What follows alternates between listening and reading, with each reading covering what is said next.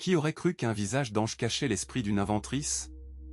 Cette question résonne à travers le temps, lorsque nous découvrons Hedy Lamarr, l'actrice à la beauté éblouissante, dont le nom évoque immédiatement l'âge d'or d'Hollywood.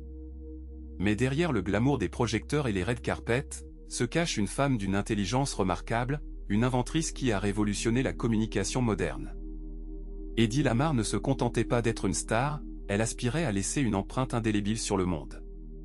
En pleine Seconde Guerre mondiale, alors que le conflit faisait rage, elle concevait une technologie qui allait poser les fondements des communications sans fil d'aujourd'hui. Cette histoire, c'est celle d'une femme qui a défié les stéréotypes et a démontré que le talent peut jaillir de nulle part, même des endroits les plus inattendus. Laissez-moi vous plonger dans le contexte de cette époque.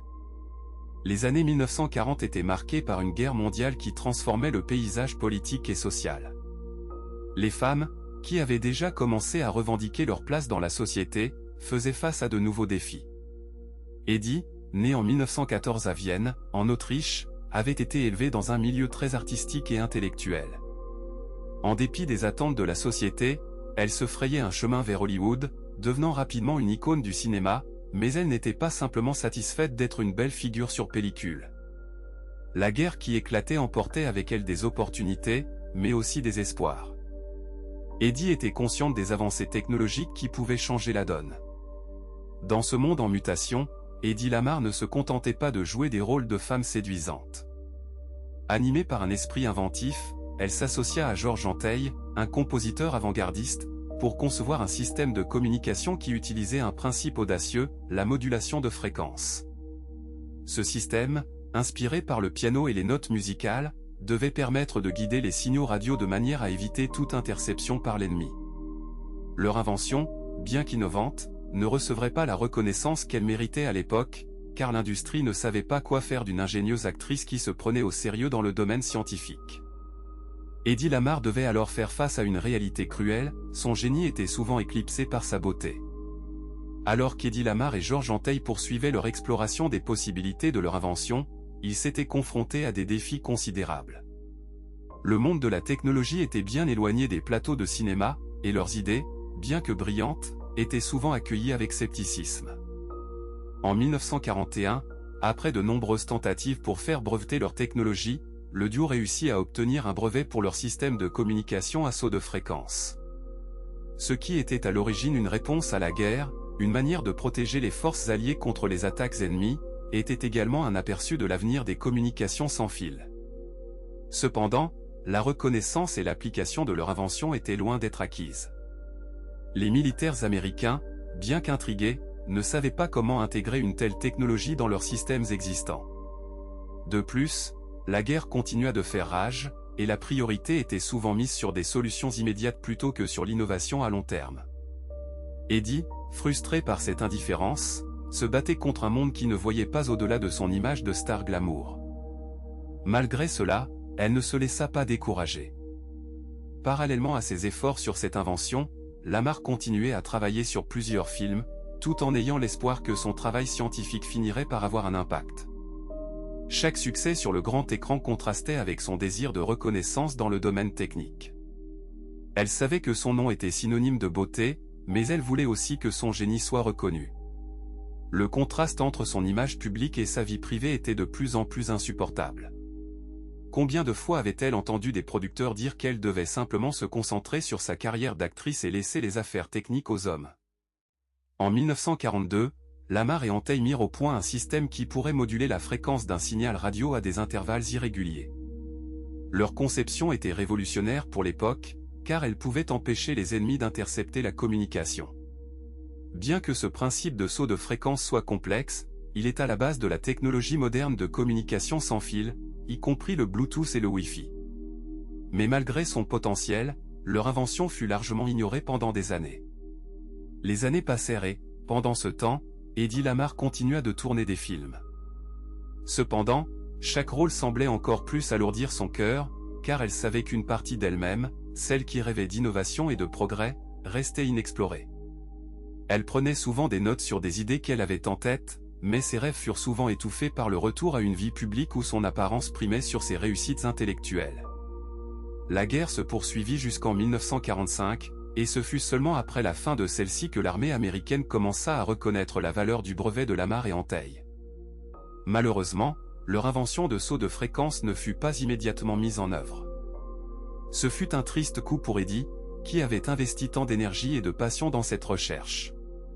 Ce retour à la réalité fut un moment difficile, mais l'esprit de Lamar était indomptable. En dépit de ses défis, elle continua à rêver, à créer, et à se battre pour que son travail soit reconnu. À la fin des années 1940, elle commença à se rendre compte que son héritage ne serait peut-être jamais celui qu'elle aurait souhaité. Mais elle ne se laissa pas abattre. Avec une énergie renouvelée, Eddy commença à organiser des rencontres avec des inventeurs et des scientifiques pour partager ses idées. Elle s'impliqua dans diverses initiatives et continua d'apprendre.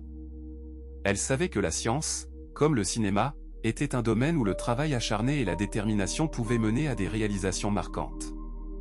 Ce ne fut qu'en 1950, lorsque la technologie de saut de fréquence fut finalement testée sur un sous-marin américain, que Lamar et Antheil reçurent une reconnaissance partielle pour leur invention.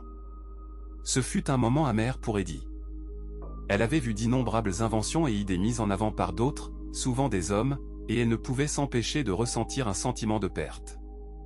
Pourquoi son parcours avait-il été si semé d'embûches alors qu'elle savait au fond d'elle que son invention aurait pu sauver des vies pendant la guerre? À cette époque, elle commença à ressentir un sentiment d'urgente nécessité de changer les perceptions de la société sur les femmes dans les sciences et la technologie. Elle s'engagea dans des activités philanthropiques, soutenant les jeunes femmes qui aspiraient à entrer dans des domaines traditionnellement masculins. Eddy Lamar devint un modèle, non seulement pour son esthétique saisissante, mais aussi pour son engouement, sa passion et sa détermination à briser les stéréotypes. Les années 1960 et 1970 marquèrent un tournant pour elle. Les avancées technologiques qu'elle avait contribué à inspirer commençaient à prendre forme, et la société commençait lentement à reconnaître le rôle des femmes dans le développement technologique. Eddy Lamar s'était battue non seulement pour sa reconnaissance, mais aussi pour celle de toutes les femmes qui avaient été étouffées par un monde qui privilégiait le genre masculin. Bien que sa carrière d'actrice fût toujours au premier plan, elle trouva un équilibre délicat entre ses passions pour le cinéma et l'innovation. Tout au long de sa vie, Lamar ne cessa jamais de lutter pour faire valoir ses droits. Elle disait souvent, « La beauté peut être un obstacle, mais l'intelligence est éternelle. » Alors qu'elle avançait dans les années, elle ne pouvait qu'espérer que son héritage scientifique, une fois reconnu, serait un signal d'espoir et d'inspiration pour les générations de femmes à venir. Eddy Lamar était beaucoup plus qu'une actrice, elle était une pionnière, une innovatrice, et une guerrière pour les droits des femmes dans le domaine technologique et au-delà. C'est au cours de la Seconde Guerre mondiale que Eddy Lamar et son partenaire, le compositeur Georges Antheil, ont connu leur moment décisif. Alors que le monde était plongé dans le chaos, leur désir de contribuer à l'effort de guerre les a poussés à innover de manière audacieuse. Ils ont mis au point un système de communication par fréquence étalée, une technologie qui permettrait aux torpilles de changer de fréquence de manière synchronisée, rendant ainsi leur détection par l'ennemi extrêmement difficile. Ce fut une idée révolutionnaire qui allait poser les bases de la technologie sans fil moderne, bien avant que nous ne parlions de Wi-Fi ou de Bluetooth. Pourtant, ce moment de génie ne fut pas reconnu à l'époque. Au lieu d'être salués comme les pionniers de la technologie qu'ils étaient, Lamar et Antheil rencontrèrent l'indifférence des autorités militaires. Leur invention fut mise de côté, en grande partie parce qu'elle venait de deux personnes du monde du spectacle, plutôt que de scientifiques établis dans des laboratoires d'armement. Malgré l'indifférence initiale et le manque de reconnaissance, l'héritage d'Eddy Lamar et de Georges Antheil ne peut être sous-estimé. Leur contribution au développement de la technologie moderne continue de résonner dans notre quotidien, façonnant les communications sans fil qui nous relient les uns aux autres aujourd'hui. Lorsque nous utilisons nos téléphones portables pour parler ou envoyer des messages, lorsque nous nous connectons à Internet ou que nous diffusons du contenu en streaming, nous bénéficions directement des fondations que Lamar et Antheil ont posées. Leur invention de la modulation par saut de fréquence est une pierre angulaire qui a permis de sécuriser des communications tout en rendant possible une transmission efficace sur de longues distances. Dans un monde où la connectivité est essentielle, où chaque instant de notre vie est interconnecté, leurs idées résonnent plus que jamais. Aujourd'hui, nous célébrons les avancées technologiques qui font partie intégrante de notre vie quotidienne, mais nous devons aussi nous rappeler les voix qui ont été mises à l'écart dans le passé.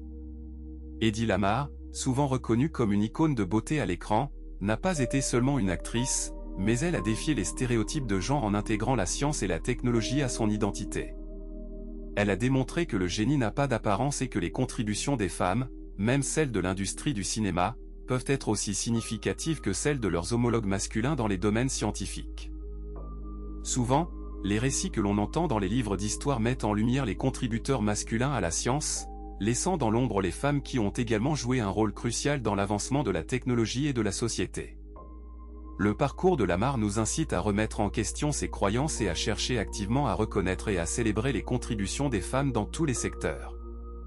Elle est devenue un symbole de résilience et d'ingéniosité, prouvant que les barrières, qu'elles soient de genre ou de classe sociale, peuvent être surmontées. La modernité, avec ses défis et ses opportunités, nous appelle à nous souvenir des leçons du passé. Quel que soit le domaine, que ce soit dans la technologie, les sciences, l'art ou l'entrepreneuriat, l'inspiration peut surgir des endroits les plus inattendus. Les histoires de figures comme Hedy Lamarr doivent nous encourager à valoriser le talent sous toutes ses formes, à encourager la curiosité et à promouvoir l'égalité. À une époque où les différences sont encore trop souvent mises en avant, l'héritage de Lamarr est un puissant appel à l'unité. Elle nous enseigne que notre potentiel ne doit pas être limité par les stéréotypes ou les attentes sociétales. Aujourd'hui, nous sommes appelés à faire de la place aux voix diverses, à reconnaître et à célébrer les contributions de tous, peu importe leur origine ou leur parcours. En réfléchissant à son héritage, nous devons nous demander, comment pouvons-nous, à notre tour, briser ces barrières et promouvoir l'inclusion dans nos propres vies et dans nos communautés? Que faisons-nous pour soutenir et encourager ceux qui, comme Hedy Lamarr, peuvent avoir des idées brillantes mais sont sous-représentés? Que ce soit dans nos choix quotidiens, dans notre travail ou même dans nos dialogues, il y a toujours une opportunité d'apporter un changement. À présent, en contemplant cette légende, chacun de nous peut prendre un moment pour réfléchir à l'impact que nous avons sur le monde qui nous entoure. Nous pouvons tous être des agents du changement, des innovateurs et des champions de l'égalité. En honorant l'héritage de Hedy Lamarr, nous nous engageons à poursuivre la lutte pour la reconnaissance, l'égalité et l'inclusion. Il est vital de transmettre ce message aux générations futures, de leur enseigner que la beauté et l'intellect peuvent coexister, que chaque voix compte et que l'inventivité peut surgir de n'importe où. L'histoire d'Hedy Lamarr n'est pas seulement celle d'une star du cinéma, mais celle d'une pionnière, d'une inventrice, dont les idées continuent d'influencer notre monde moderne.